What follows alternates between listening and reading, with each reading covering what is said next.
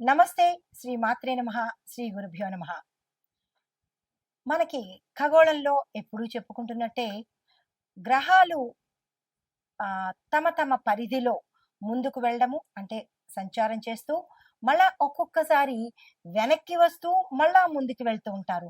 అంటే ఈ గ్రహ సంచారాలు ఎందుకు అలా చేస్తుంటాయి అంటే కనుక, ఇది ప్యూర్‌లీ మనకి మానవుల యొక్క పూర్వజన్మ కర్మను అనుసరించి ఆయా ఫలితాలను ఇవ్వడానికే ఇటువంటి గ్రహ సంచారాలు జరుగుతాయి అనేది మన జ్యోతిష శాస్త్ర ప్రకారం చెప్పబడింది.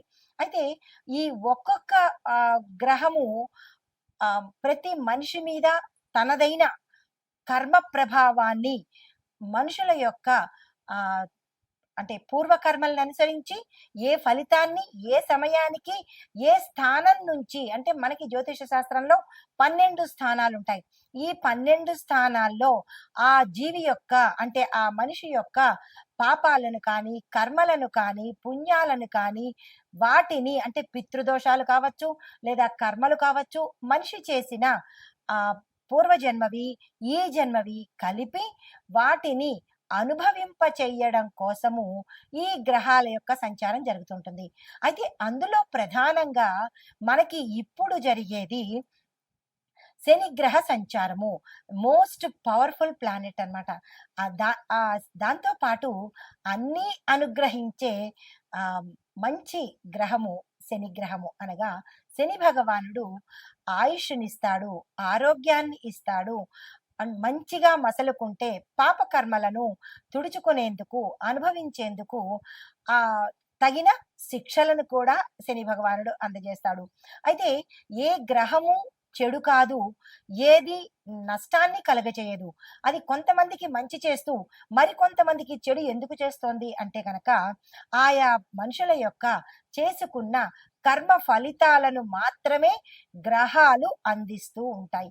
ఆ పరిక్రమణలో భాగంగా మనకి జ్యోతిష శాస్త్రంలో శని భగవానుడికి అత్యంత ప్రత్యేకమైన స్థానాన్ని ఇచ్చారు.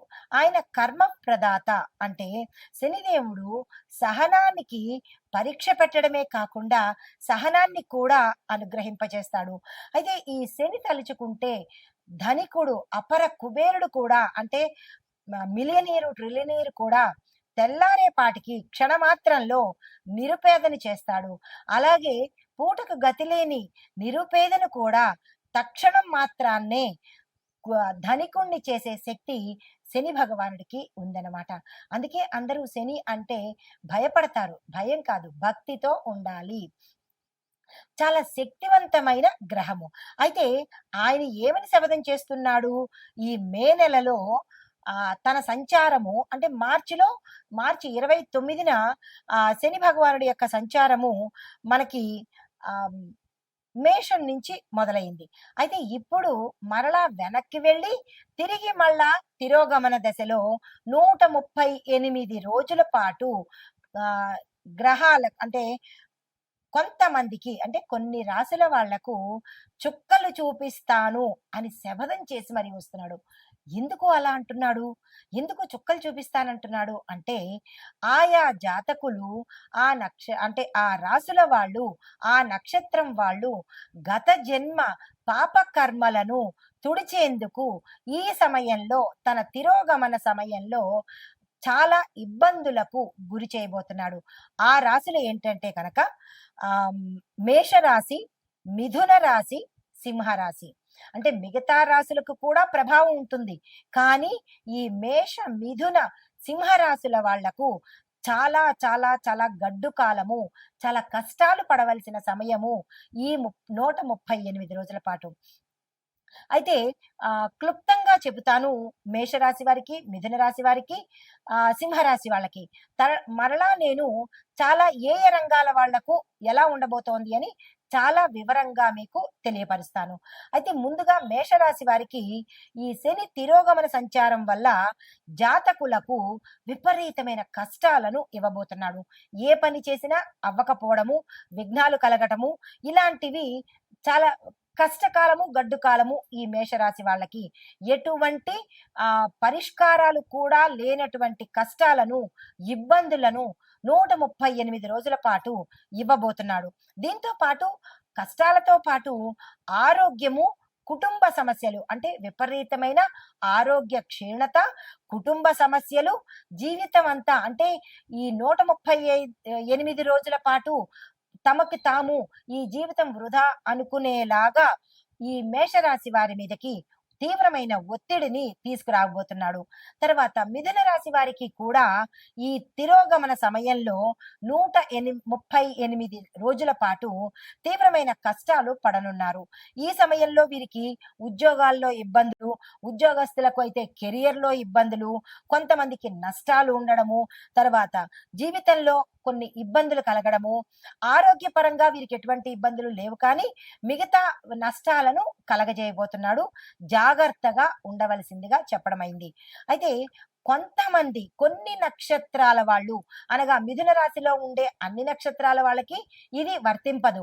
కొన్ని నక్షత్రాల వాళ్ళకి మాత్రమే ఈ కష్టాలతో పాటు అనారోగ్యాన్ని కూడా అందించబోతున్నాడు. జాగ్రత్తలు తీసుకోండి. తర్వాత సింహరాశి అంటే నేను ముఖ్యంగా 3 రాశుల గురించి ప్రత్యేకంగా చెబుతున్నాను. తదుపరి మరల అన్ని రాశుల గురించి వివరంగా తెలియపరుస్తాను. అయితే సింహరాశి వాళ్ళకి ఈ శని తిరోగమనం వల్ల 138 రోజులు నష్టాలను, ఆస్తి నష్టాలు, ఆరోగ్య నష్టాలు, ఉద్యోగ నష్టాలు, తీవ్రమైన సమస్యలు, ఎక్కువగా ఇబ్బందులు పెట్టేటట్టుగా ఈ అంటే ఏ పని చేసేదానికి ముందుకెళ్లకుండా ఇంకా ఒకటని కాదు, రెండని కాదు, తీవ్రమైన కష్టాలను ఈ 3 రాశుల వాళ్ళు ఎక్కువగా 138 రోజుల పాటు అనుభవించే దిశగా శని భగవానుడు ఛాలెంజ్ చేసి మరీ వస్తున్నాడు. దానికి తగ్గ పరిహారాలు, సూచనలు నేను చెప్తాను. మీరు భయపడకండి. ధైర్యంగా ఉండండి. మంచి కర్మలను చేసుకుంటే శని భగవాన్ నుండి ప్రసన్నం చేసుకోవడం చాలా సులువు. దానికి భయపడి మనం ఏమీ చేయకుండా ఉంటే, చెడు కర్మలు చేస్తూ పోతూ ఉంటే ఇంకా ఎక్కువగా ఇచ్చే ఒకటి దగ్గర 100 కష్టాలు ఇస్తాడు. కాబట్టి మీరు భయపడకుండా భక్తితో శని భగవానుడికి ఏం చేస్తే మంచిదో నేను చెప్తాను. ఆ ప్రకారంగా చేసుకునే ప్రయత్నం చేసుకోండి. అయితే ఈ శని భగవానుడు 138 రోజులు తన తిరోగమన సంచారంలో ఒక మనుషులకే కాదు చాలా రకాల వ్యవస్థల మీద తనదైన ప్రతాపాన్ని చూపిస్తున్నాడు. అయితే ముందుగా ఆర్థిక విభాగంలో ఎలాంటి ప్రభావము, ఆర్థిక విభాగం అనగా ఎకానమీ విషయంలో శని తిరోగమనము ధనభావంలో అనగా 2వ స్థానంలోను అంటే 2వ స్థానంలో ధనభాగం అంటే లాభాన్ని ఇస్తున్నాడు. తర్వాత 11వ భావంలో కూడా మంచి లాభాలను ఇవ్వబోతున్నాడు. అయితే ఈ దీనిలో భాగంగా కూడా కొంత ప్రతికూలతను అంటే మంచి ధనము, లాభము ఇస్తూ కూడా కొంత ప్రతికూలతను కలగజేస్తున్నాడు. దీని యొక్క ప్రభావము ఆర్థిక విభాగం మీద ఎలా ఉండబోతోందంటే స్టాక్ మార్కెట్ లో తీవ్రమైన ఒడిదుడుకులు అంటే బిఎస్సి, ఎన్ఎస్సిలలో అస్థిరత ఉంటుంది. స్థిరత్వం ఉండదు. అటు ఇటుగా కదులుతూ ఉండడము, ఒకసారి ఎక్కువ ఒకసారి తక్కువ, అనిశ్చిత, అస్థిరత 2 కలుగుతున్నాయి. అయితే విదేశీ పెట్టుబడులు ఎఫ్డిఐ క్షీణత చెందుతాయి అంటే తగ్గిపోతూ ఉంటాయి. తర్వాత రూపాయి విలువ డాలర్తో పోలిస్తే పడిపోయే అవకాశం కూడా ఈ 138 రోజుల్లో చాలా ప్రస్ఫుటంగా కనబడుతోంది. అయితే బడ్జెట్ లో వ్యయం ఎక్కువ అవుతుంటాయి అంటే ఎక్కువగా ఖర్చులు అయ్యే అవకాశము, ఆదాయము తక్కువ అయ్యే అవకాశము. అంటే మనుషులకే కాదు ఈ శని ప్రభావము దేశం మీద అన్ని రంగాల మీద పడబోతుంది అనమాట. అయితే దేశం మీద ఇలాంటివి పడబోతున్నాయి. దీంతో పాటు ప్రభుత్వానికి అప్పు భారము ఎక్కువైపోయే అవకాశం కనబడుతోంది. గోల్డ్, రియల్ ఎస్టేట్ మార్కెట్ లో కాస్త పెరుగుదల ఎక్కువ ఉండడంతో పాటు ద్రవ్యోల్బణ భయం కూడా ఈ సమయంలో కలగబోతోంది. అయితే బ్యాంకింగ్ రంగంలో కొన్ని మార్పులు, చిన్న చిన్న బ్యాంకులు విలీనమైపోతాయి అంటే చిన్న చిన్న బ్యాంకులన్నీ మర్జ్ అయిపోతాయి అన్నమాట, కలిసిపోతుంటాయి. అయితే దీనికి మనం సూచన ఏం చేసుకోవాలి అంటే కనుక ప్రభుత్వానికి విత్త వ్యవహారాలు అంటే డబ్బుతో కూడినటువంటి వ్యవహారాలు చాలా చేయవలసిన అవసరం ఈ సమయంలో ఉంది. నూతన పెట్టుబడుల మీద ప్రత్యేకమైన దృష్టి ప్రభుత్వం తెచ్చుకోవాలి. తరువాత రక్షణ విభాగం మీద ఎలాంటి ప్రభావము అంటే డిఫెన్స్ అన్నమాట. దీని మూలకంగా శని తిరోగమనంలో సైనిక స్థిరత్వ భవనాలను అంటే భావాలను ప్రభావితం చేస్తుంది. అంటే సైనికులలో స్థిరత్వ భావాలను కలగజేస్తుంది. దీని యొక్క ప్రభావం ఎలా ఉండబోతోంది అంటే గనక సరిహద్దు ప్రాంతాలలో అంటే ఎల్ఓసి, ఎల్ఏసి అంటే ఈ ప్రాంతాలలో అప్రమత్తత పెరుగుతుంది. అంటే ఆ ప్రాంతాలు చాలా అలర్ట్ అవుతాయన్నమాట. ఇప్పటికే అలాంటివి జరిగాయి. ఇంకా జరగబోతున్నందుకు దేశం మనకి ప్రత్యామ్నాయాలు తీసుకుంటుంది. రక్షణ కూడా కల్పిస్తుంది. ప్రజలు భయపడాల్సిన పని లేదు. అయితే పాకిస్తాన్, చైనా దేశాలతో చర్చలు జరిపే అవకాశము ఎక్కువగా కనబడుతోంది. ఈ విషయం ఆల్రెడీ దీనికన్నా ముందు మనకి అర్థమైపోయింది కదా. అంటే జ్యోతిష్యము నమ్మకమైన శాస్త్రం ఇది. ఆషామాషిది కాదు. జరగబోయేది చెప్పేదే జ్యోతిష్యం అనమాట. దీన్ని కొంతమంది ఏంట్లే అని ట్రాష్ అని తీసేస్తుంటారు. మనకి ప్రత్యక్ష నిదర్శనాలు కనిపిస్తున్నాయి కదా. నమ్మక తప్పదు, నమ్మాలి. అయితే చిన్నిపాటి సంఘర్షణలు కూడా జరిగే అవకాశాలు గోచరిస్తున్నాయి. అయితే దేశీయ రక్షణ పరిశ్రమ అంటే మీడియా ఇనిషియేటివ్ కొన్ని బలహీనతలు బయటపడే అవకాశం కనబడుతోంది. అయితే సైనిక వ్యయాలు అంటే సైనికుల్ని మనం తెచ్చుకోవడం కోసం కొంత ఖర్చులు పెట్టవలసిన అవసరం కూడా ఈ సమయంలో కనబడుతోంది. మరి దీనికి సూచన ఏం చెయ్యాలి అంటే కనుక రక్షణ రంగానికి బలమైన మద్దతును ఇవ్వాలి. వాళ్ళని బలోపేతం చెయ్యాలి. వాళ్ళని సపోర్ట్ చెయ్యాలి. సరిహద్దు ప్రాంతాల్లో ముందస్తు జాగ్రత్తలు తప్పనిసరిగా తీసుకోవాలి. అయితే ఇది రక్షణ విభాగానికి. మరి వ్యవసాయ విభాగానికి ఎలాంటి పరిణామాలు వస్తున్నాయి అంటే దీనికి మూల కారణము వృషభము, కర్కాటక స్థానాల్లో అంటే వృషభ రాశిలోను, కర్కాటక రాశిలోను శని తిరోగమనం ప్రభావము అంటే తిరోగమనం చేస్తున్నాడు అనమాట. మేషం నుంచి వృషభానికి ఇప్పుడు వస్తున్నాడు. వృషభము, కర్కాటకము మళ్ళీ ఈ రెండిట్లోంచి తిరోగమనం చేయడం వల్ల ఏమవుతోంది, దాని యొక్క ఫలితాలు వర్షపాతము అసమతుల్యతగా ఉంటుంది. అంటే కాసేపు ఎక్కువగా వర్షం రావడము, కాసేపు తగ్గిపోవడము. వర్షపాతంలో వర్షాలు పడే దానిలో కరెక్ట్ గా ఇది అని ఎదమిద్దంగా ఉండదన్నమాట. కొన్ని ప్రాంతాల్లో వర్షాలు ఎక్కువ, కొన్ని ప్రాంతాల్లో అసలు వర్షాలే ఉండవన్నమాట. అయితే ఖరీఫ్ పంటలకు ఇది మిశ్రమ ఫలితాలు ఇచ్చే సమయము. ధాన్యము, పప్పు దినుసులు కొద్దిగా ధరలు తగ్గే అవకాశం కూడా కనబడుతోంది. అయితే రైతులకు రుణభారాలు పెరిగిపోయే అవకాశం ఉంది. రైతులు చాలా జాగ్రత్తగా ఈ 138 రోజులు చాలా చాలా చాలా జాగ్రత్తగా వ్యవహరించుకోవాలి. అయితే ప్రభుత్వం మద్దతు ధరలు పెంచే ప్రయత్నం కూడా చెయ్యవచ్చు. ప్రభుత్వం కూడా ధరలు పెంచే ప్రయత్నాలు చేస్తోంది. అయినప్పటికీ నిరాశ చెందకండి. దీనికి సూచన ఏంటంటే సాగునీటి ప్రణాళికలను మనం బలోపేతం చేసుకోవాలి. దీంతో పాటు బీమా కార్యక్రమాలు అంటే ఇన్సూరెన్స్లు ఇంకా ఎక్కువగా ముందుకు తీసుకెళ్లి బలోపేతం చేసుకోవాలి. అయితే తర్వాత మనకి న్యాయ వ్యవస్థ మీద అంటే జ్యుడిషియరీ మీద ఎలాంటి ప్రభావం చూపిస్తోందంటే దీనికి మూల కారణం ఏమిటి అంటే శని తిరోగమనము న్యాయస్థానం సంబంధించిన స్థానంలో తన యొక్క ప్రభావము ఎక్కువగా చూపిస్తోంది. ఆ ప్రభావం మూలకంగా ఏం జరుగుతుంది అంటే కొన్ని కీలకమైన కేసుల తీర్పులు ఆలస్యం అవుతాయి. అంటే మోస్ట్ ఇంపార్టెంట్ కేసులు ఏవైతే ఉంటాయో ఆ కేసులు జాప్యం జరిగి డిలే అయ్యే అవకాశం కనబడుతోంది. కొన్ని సంచలన తీర్పులు హై ప్రొఫైల్ కేసెస్ ని జాతీయ చర్చకు దారితీస్తాయి. న్యాయ సంస్థల పట్ల ప్రజల నమ్మకం కొంత లోటు అంటే ప్రజలకి నమ్మకం కూడా తగ్గిపోయే ప్రమాదము ఈ సమయంలో కనబడుతోంది. సూచన అంటే దీనికి మనం ఏం చేయాలి, న్యాయ ప్రక్రియను ఫాస్ట్ గా చేయాలి. అంటే దీన్ని కొన్ని సంవత్సరాల పాటు అలా పొడిగించకుండా గతంలో అనేవాళ్ళు అట్లాంటి నానుడి ఇప్పుడు చెయ్యకుండా ఈ కేసు వచ్చిందంటే దాని పరిణామము అంటే ఆ కేసుని త్వరితగతిన క్లోజ్ చేసేటట్టుగా చేస్తేనే ప్రజలకు న్యాయ వ్యవస్థ మీద నమ్మకం పెరుగుతుంది. తరువాత ఈ నమ్మకం పెరగడం కోసం తక్షణ చర్యలు తీసుకోవాలి. తర్వాత వాతావరణం మీద ఈ శని ప్రభావం ఎలా ఉండబోతోందంటే ఈ శని తిరోగమనము వాతావరణం మీద కూడా తీవ్రమైన ప్రభావాన్ని చూపిస్తున్నాడు.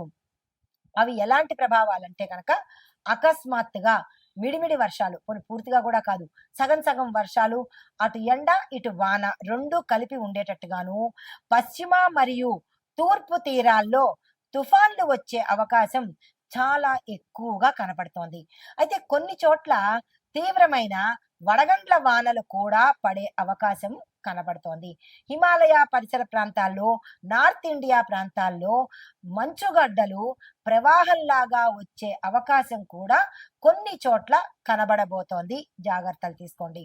అయితే కొన్ని రాష్ట్రాల్లో ఉష్ణోగ్రతలు సాధారణ స్థాయికి మించిపోయి వస్తాయి. 44ని దాటి 50ని టచ్ చేసి 51 దాకా వెళ్ళే అవకాశాలు కూడా కొన్ని చోట్ల కనబడబోతున్నాయి. జాగ్రత్తలు తీసుకోండి. అయితే మరికొన్ని చోట్ల స్వల్ప భూకంపాలు కూడా వచ్చే స్థాయి కూడా ఇక్కడ గోచరిస్తోంది. చాలా జాగ్రత్తలు తప్పనిసరిగా ముందస్తు చర్యలు తీసుకోవాల్సిందిగా చెప్పడం జరిగింది. అయితే దీనికి సూచన ఏంటి మరి అంటే కనుక వ్యవసాయ వాతావరణ ఆధారితంగా ముందస్తు హెచ్చరికలు తప్పనిసరిగా తీసుకోండి.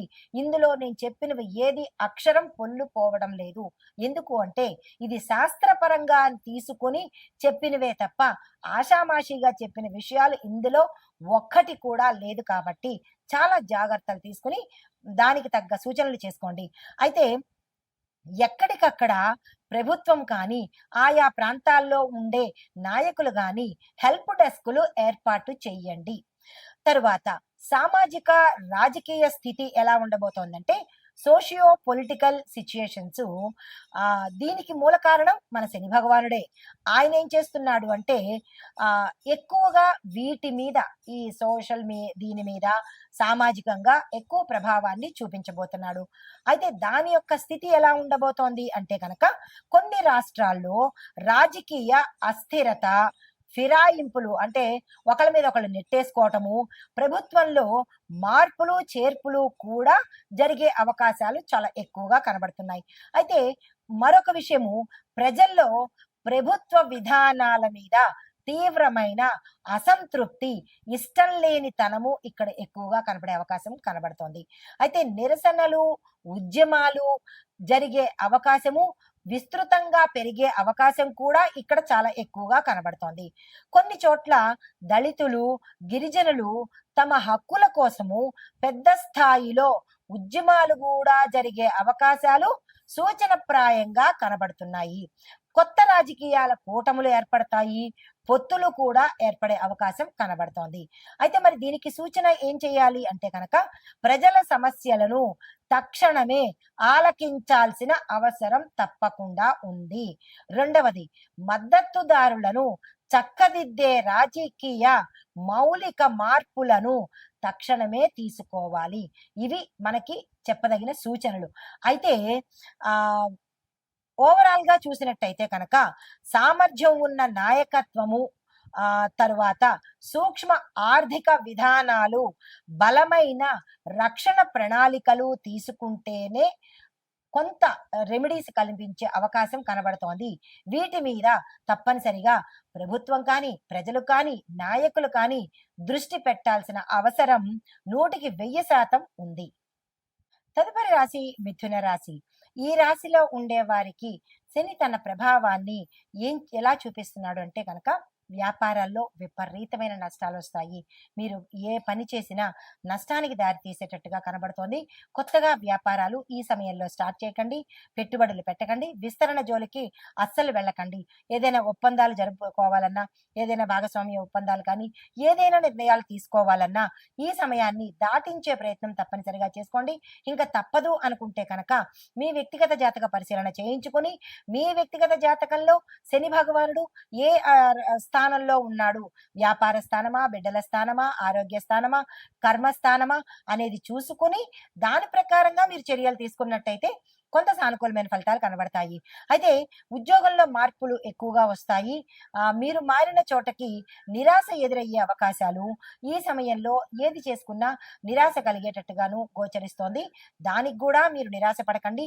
మీ వ్యక్తిగత జాతకంలో ఎలా ఉండబోతోందో దాన్ని పరిశీలన చేసుకుని అప్పుడు మీరు ప్రయత్నం చేయండి.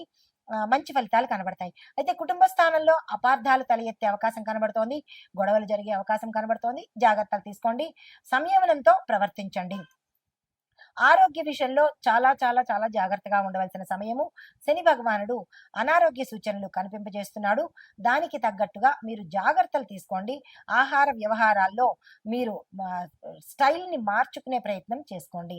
అయితే చెప్పదగిన పరిహారాలు బనియన్ ట్రీ అంటే వటవృక్షం చెట్టు అంటే మర్రి చెట్టు చుట్టూ 7 ప్రదక్షిణాలు చెయ్యాలి. అది శనివారం రోజు కనుక చేసినట్టయితే కొంత విపరీత పరిణామాలు కలగకుండా సానుకూలమైన ఫలితాలు కలిగే అవకాశం కనబడుతోంది. అయితే దీంతో పాటుగా మీరు మీ కాన్ఫిడెన్స్‌ని వదలకండి. పట్టుదలతో ప్రయత్నం చేయండి. ఆశను వదులుకోకండి. మీకు చెప్పదగిన ఒక చిన్ని మంత్రాన్ని చెప్తున్నాను. దాన్ని నిరంతరం చదువుకునే ప్రయత్నం తప్పనిసరిగా చేసుకోండి. ఓం శం శనేశ్వరాయ నమః. చాలా చిన్ని మంత్రం కదా! దీన్ని 23 సార్లు ప్రతిరోజు స్నానం, పానాదులు అయిన తర్వాత అప్పుడు దీన్ని పఠించే ప్రయత్నం చేసుకోండి. మీరు చెప్పదగిన దానాలు నల్ల నువ్వులు, నల్లని పాదరక్షలు అనగా చెప్పులు ఎవరికైనా దానంగా ఇచ్చేయండి. కొంత ఉపశమనం కలిగే అవకాశం కనబడుతోంది. మీకు కలిసి వచ్చే రంగులు నీలి రంగు, గ్రే కలరు అనగా బూడిద రంగు అన్నమాట. మీరు ఎక్కడికైనా వెళ్ళాలన్నా, ఏ పని చేసుకోవాలన్నా నీలిరంగు వస్త్రాలను, బూడిద రంగు వస్త్రాలను సాధ్యమైనంత వరకు ధరించే ప్రయత్నం చేయండి. ఆ స్వామిని ప్రసన్నం చేసుకునే ప్రయత్నం చేసుకోండి. అయితే కలిసి వచ్చే సంఖ్యలు 3, 7 ఈ తేదీల్లో ఉపయోగించుకుని మీరు ఏ పని స్టార్ట్ చేసినా సక్సెస్ అయ్యే అవకాశం కనబడుతోంది. శని భగవానుడికి సంబంధించినటువంటి ఈ పరిహారాలు మీరు తప్పనిసరిగా చేయించుకోండి. ఇంకా వివరాలు కావాలి, మీరు ఏ స్థానంలో ఉన్నారు అంటే కనుక మీరు తెలుసుకోవడానికి వ్యక్తిగత జాతక పరిశీలన చేసుకోండి. భయం అయితే పడకండి. నమస్తే.